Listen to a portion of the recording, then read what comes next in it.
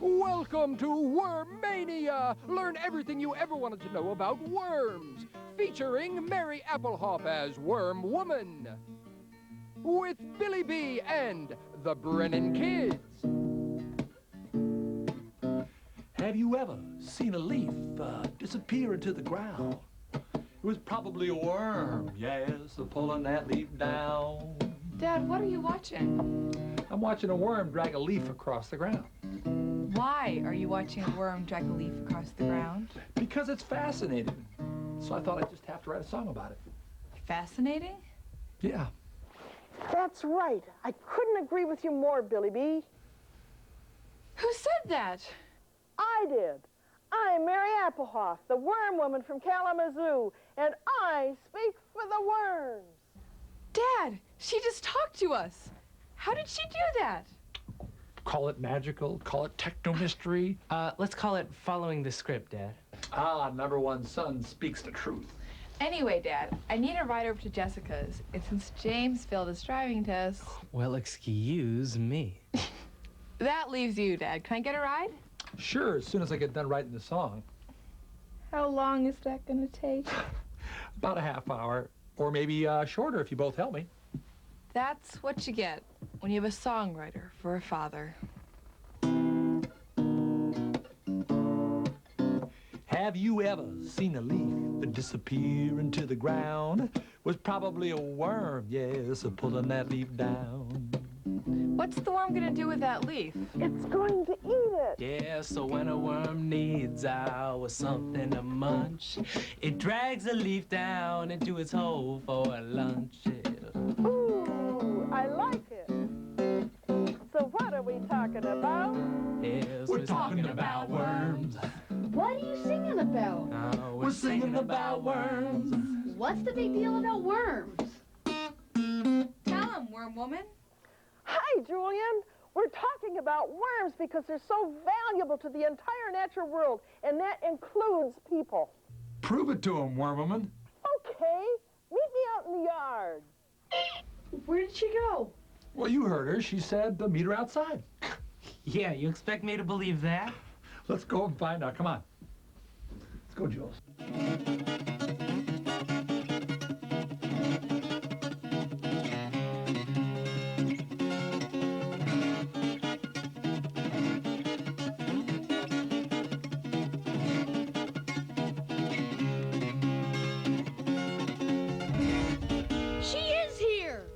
She has a really weird outfit on. She looks like some sort of patrol guard. That's not too far off, James. You might say I'm on worm patrol. I go where the worms go. That's where it's wet and dirty. Well, it's nice to meet you in person, worm woman. So, where are the worms?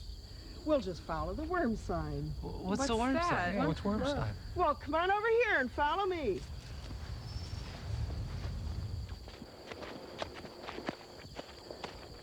When you look closely, you'll find these little irregular piles of worm manure. This is a worm sign, or what we scientists call castings. Some worms cast their manure on the surface after eating. You mean they poop? You got it. Worms are detritivores. That means they eat dead stuff and make plant food out of it. Oh, I have a backdrop where I can show you how that works. Come on. Now, here's my backdrop. It's a forest. Of course, the forest is made of trees, and trees are plants. And plants pull nutrients out of the ground up into their leaves. The leaves use the nutrients with the energy from the sun to make food for the plant. Then the leaves die and drift back to the ground. That's when the bacteria starts to decompose those leaves, and that's when the worms do their job. The worms turn those rotting leaves back into nutrient-rich soil. It sounds as if worms are nature's best recyclers. Right. Yeah. Hey, look over there. I'll bet we'll find worms under that bag of leaves. Let's see. Look, there's a worm. Hey, how'd you know there'd be a worm under here, worm woman? Because worms love dark, moist places. Look at that worm go. That's because it's trying to get away from the light. And that's why I always use my red light when I look for night crawlers at night. Worms aren't as bothered by red light. So what are we talking about? We're talking about worms. So when that worm gets done with that leaf, like all animals, it poops for relief. It goes in as dead matter like leaves and comes out as fertile soil. So talking about worm poop might sound rude, but worm poop is important plant food. So what are we talking about? We're talking about worms. Poop! Yeah, what are we talking about? We're talking about worms. Poop. So worms are valuable because they poop a lot? That's just one of the reasons they're valuable. Worms also aerate the soil when they move through the ground. That loosens the soil, helping the roots of all the plants breathe. If it weren't for worms, we'd have compaction. What's so bad about compaction? Well, come on over here and I'll show you. When it rains hard on compacted soil, the water stays on top. When the water flows downhill, the runoff carries soil with it, creating erosion. Julian, will you please pick up that pipe? Worm burrows, like this pipe, direct water to the plant's roots, where they can absorb it. So worms are valuable because they're both poopers and plumbers? Well, there's one more thing the worms do for the soil. This is a worm observation chamber that I built in Kalamazoo. Scientists like me use these to study the impact of worms on the soil. First, I added 1 inch of rocks, which is known as parent material. Then I added 4 inches of subsoil that I gathered at a construction site where they had been digging. Next, I put in 4 inches of topsoil. And I topped it off with 3 inches of compost and leaves. This is known as the organic layer that mimics the leaf litter in the forest. If I had left this chamber alone for a year, it would look the same. But I added worms and things began to change. Look what happened in only 2 months. You can see how the worms are burrowing into the subsoil. After 11 months, the top 2 layers have been completely mixed and the subsoil has even more worm activity. Wow, the worms have really been busy. Is it important for the soil to be mixed up? Oh, I know the answer to that one. Just like us humans need a variety of nutrients to stay healthy, so do the plants. The difference is plants get their nutrients from the ground, not the grocery store. I remember now, nutrients come from the dead material in the organic layer, but minerals come from the rocks and subsoil. When the worms mix all the soil together, all those nutrients can get to the plant's roots to help them grow. Right. Yeah, but won't the worms rip their skin when they move through that gritty soil? Well, they line their burrows with mucus. Oh, cool! Slime! Worms secrete mucus as they move through their burrows to reduce friction and wear and tear on their bodies. Can you see how shiny it is right here? This is getting grosser and grosser. So like a dump truck moving dirt. And a plumber laying pipe. The worm digs its hole Mixing soils of all types. Because it poops. Digs holes and keeps the ground loose. nutrients, air, and water reach the roots. So what are we talking about? We're talking about worms. So what are we singing about? We're singing about worms. Oh, that was great. Now guess what? I have a surprise for you. I'll meet you in the kitchen. What's she gonna do, cook us some worms? Ooh, I just got a great idea for a song. I'll meet you in the kitchen in a bit. See you later. Okay. Uh-oh, looks like leftovers for dinner again. No, these aren't for you. This is for the worms. I found it in your garbage can. Oh, gross. That's disgusting. Well, it is disgusting. You're throwing all these resources away that will end up in the landfill. But what if we put them on the garbage disposal? Well, that's just as bad. Then it'll be processed at the wastewater treatment plant, and that takes water and energy. What a waste when these things could be made into good, rich soil instead. Look at these things you're throwing away. Apple cores, banana peels, rinds, eggshells. I bet the worms will even eat eggshells if you crush them. All right, Julian. Here, let's measure how much waste we're throwing away just from breakfast and lunch. Go put this on the scale. Whoa, a whole pound. That's almost half a kilogram. Let's see. If that's 1 pound for breakfast and lunch, plus 1 more pound for dinner times 7 days a week times 52 weeks a year, That's Turns out to be 728 pounds a year. 728. That's almost 330 kilograms. Oh. That's a lot of waste. I mean, especially when you think about how many people there are in this country doing exactly the same thing. So how can we deal with it? Haven't you been listening to Worm Woman? The do is throw it in the backyard. Ah, Julian, we can't do that. You'll attract every animal in the neighborhood. Oh. So where can we put it, Worm Woman? I'll show you. Whoa, what's this? This is a worm bin. It's an aerated container. We'll create a habitat for worms using newspaper and soil and water. The worms will feel right at home. You mean we're going to have worms living in our house? You got it. Let's set one up. First, we'll take some paper and shred it.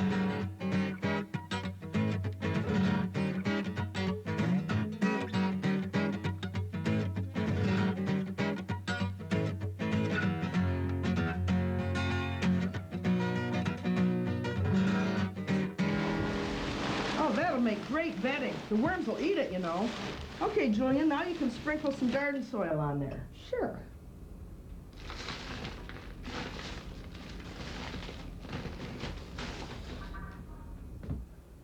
And James, you can add enough water to make it moist but not soggy. All right.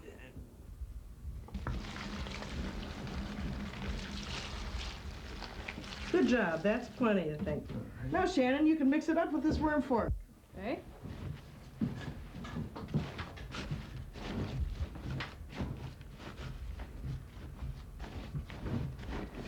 That was easy, but where are the worms? Right here. Cool. How many worms you gonna put in there? Oh, about 1,000. Oh, be careful, Julian. Don't mash it. It's fragile, you know. So, what kind of worms are these? Icenia fetida. Icenia fetida? That's a scientific name. But you can call them redworms if you want. Here's a good example. The redworm on the melon rind has distinct stripes like a tiger. Redworms have a specialized job in the worm world, and that is to make compost. They have voracious appetites and love to eat rotting stuff. You mean like this food waste? Sure, toss it in. So they'll actually eat our garbage? Yes, that's right. And here's a look at what your worm bin will look like in about 6 months. Well, here I am.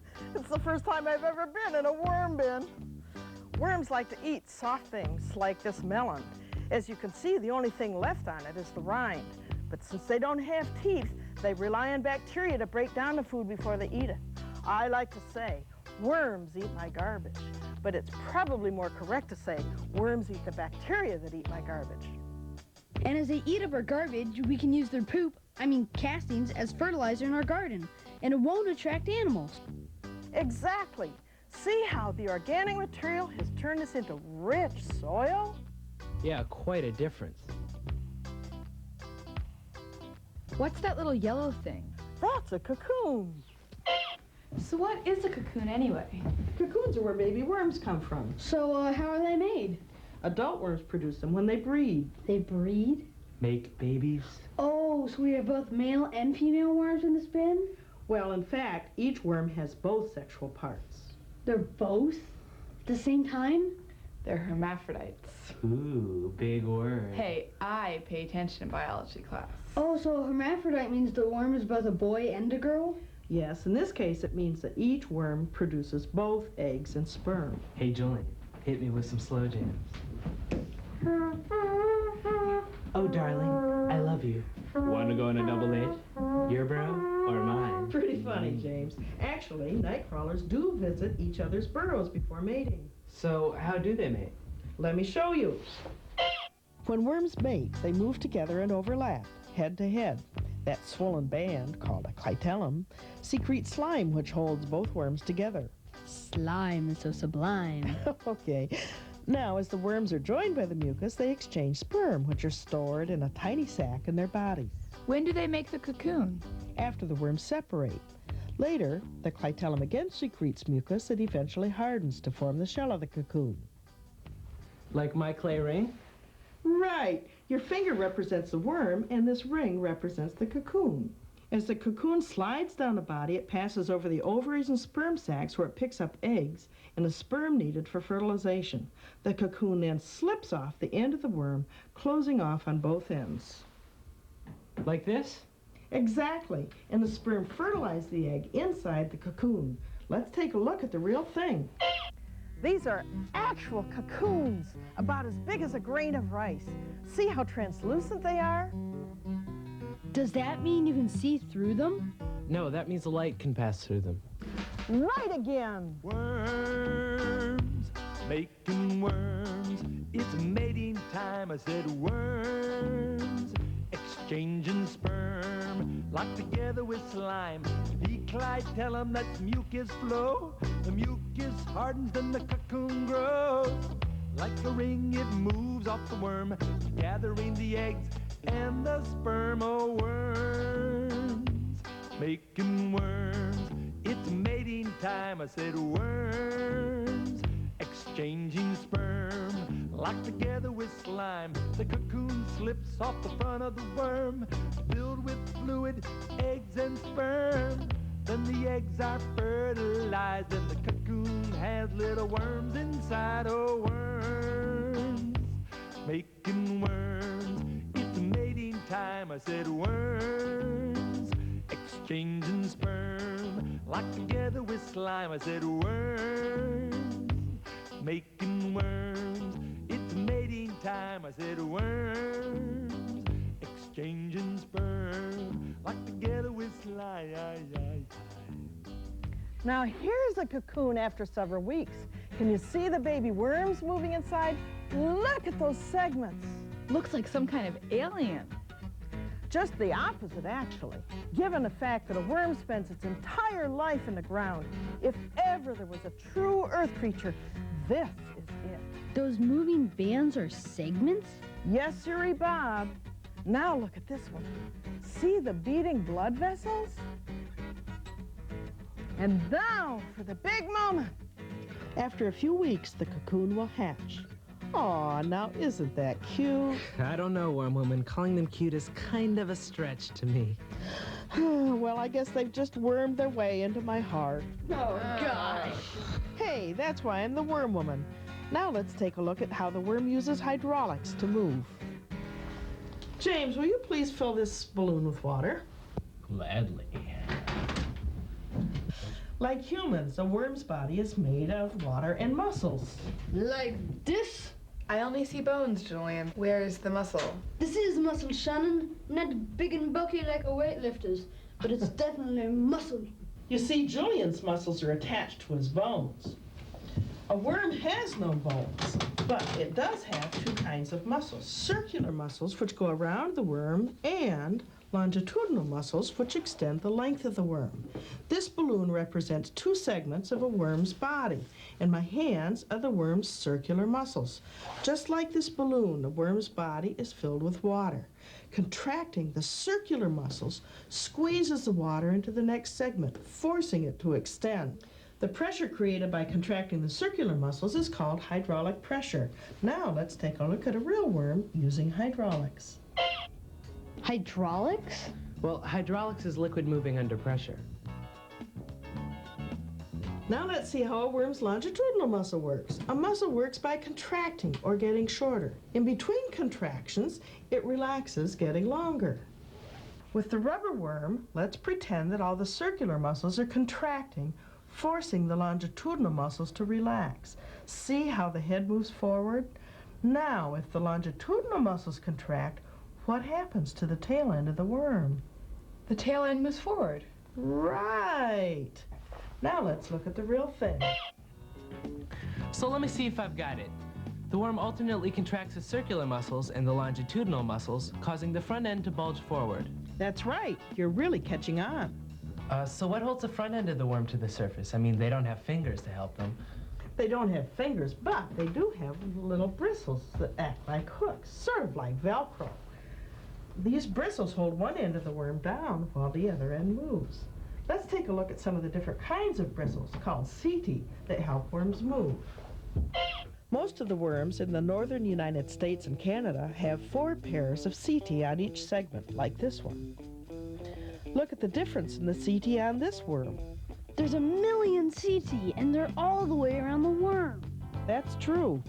Worms from Asia often have this setae pattern, and we also find them in warmer climates in the United States. Now take a look at this one. Cool. A worm with its own fish hooks.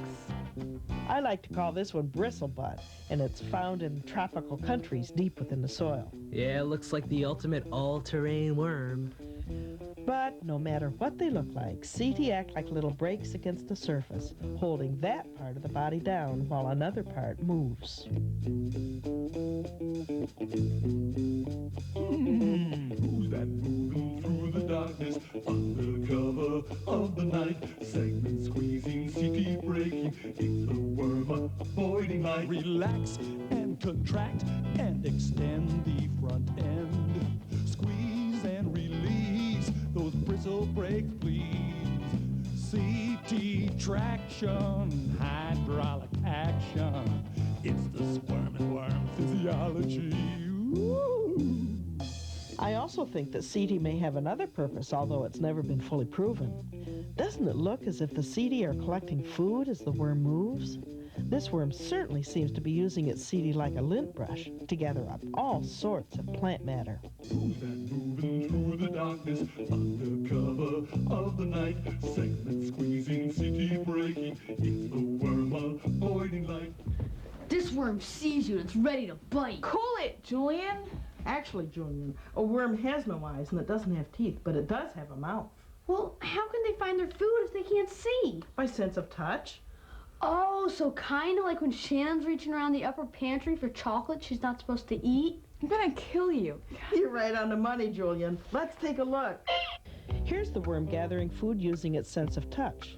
This worm is even making a hook out of its body to grab that piece of grass and pull it towards its burrow. After the grass begins to rot, the worm will eat the bacteria. Did you ever see how wide a worm can open its mouth?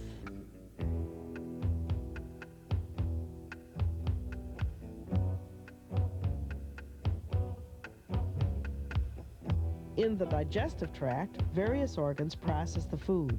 First, it's stored in the crop, then it passes to the gizzard. I thought only chickens have gizzards. They do, but worms have gizzards too, and that's what grinds up the food. Then it's on to the intestines, where enzymes and bacteria break it down further so the worm can get its nutrients. The stuff the worm can't use passes through the intestines and out the anus. Worm anatomy, like a tube inside a tube. Worm anatomy, yes, a worm has many parts. Worm anatomy, there are nerves and muscles too. Worm anatomy, 5 pairs of beating hearts. Beating hearts, pumping blood with oxygen. Beating hearts, then the blood returns again. Beating hearts, 5-pair and double file. Beating hearts, symmetrical worm style. Worm anatomy, like a tube inside a tube. Worm anatomy, yes, a worm has many parts. Worm anatomy, digestive tract for food. Worm anatomy, the mouth is where it starts. Digestive parts, the crop stores the gizzard grind. Digestive parts, intestines go to the behind. Pooped up parts, when the anus lets it out, it all starts at the toothless mouth. Worm anatomy, like a tube inside a tube. Worm anatomy, yes, the worm has many parts. Worm anatomy, there are nerves and muscles too. Worm anatomy, and 5 pairs of beating hearts. Beating hearts. So I bet if the worm sees something and wants to eat, it opens up its mouth and snaps at it. Ow. Worm bite!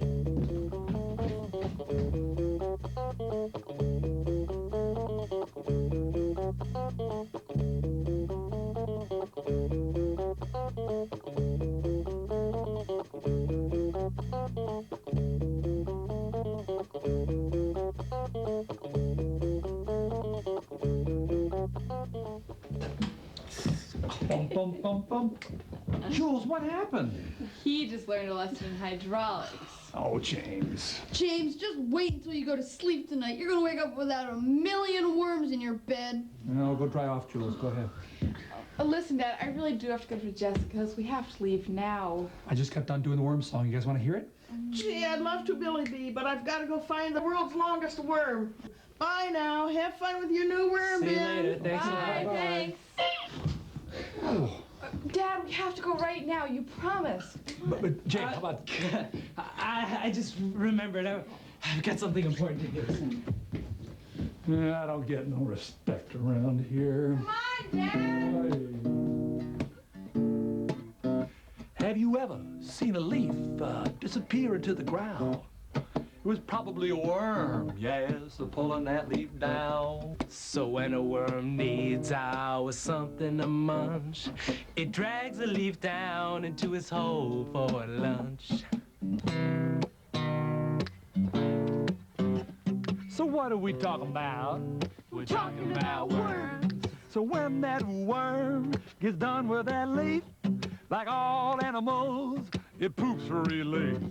So talking about worm poop might sound rude, but worm poop is important plant food. Because it poops. Digs holes and keeps the ground loose. Nutrients, air, and water reach the roots. So what are we talking about? We're talking about worms. So what are we singing about? We're singing about worms.